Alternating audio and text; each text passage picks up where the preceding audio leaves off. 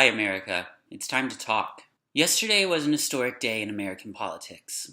A senator, Chris Murphy of Connecticut, took to the Senate floor and filibustered for nearly 15 hours because he was tired of his colleagues doing nothing in terms of addressing the gun epidemic, and he said, it's time to talk. I don't want to diminish the importance of what Senator Murphy did yesterday, but I do want to point this out. Senator Murphy was not filibustering to call for a vote on banning assault weapons, or a vote on allowing federal funds to be used for gun violence research, or a vote for anything substantial, really. He was filibustering to demand a vote on universal background checks and to establish a no-buy list.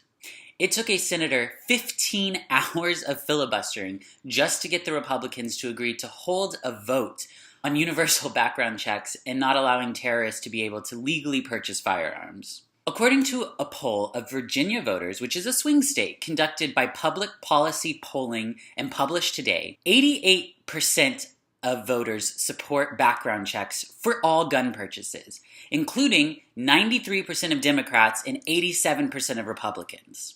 86% of voters support barring terrorists from being able to purchase a gun. Again, 89% Democrat and 85% Republican.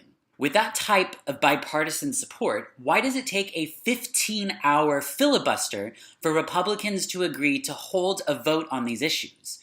I'll tell you why. It's because the Republicans are largely bought and paid for by the NRA. Do you know what item was until they said they would no longer carry it, Walmart's #1 selling item? Do you know what always flies off the shelves after a mass shooting?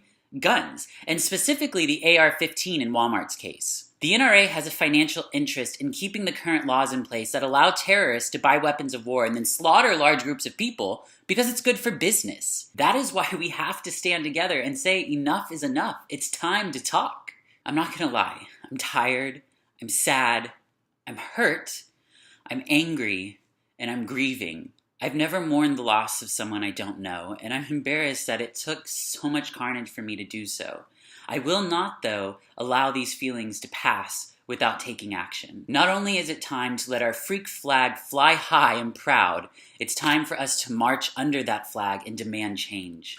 We can totally do this, but it requires a minuscule amount of effort on your part. Sign the petition, share this post, engage in conversation. Don't let the barrage of stupid and asinine comments that are going to come your way discourage you.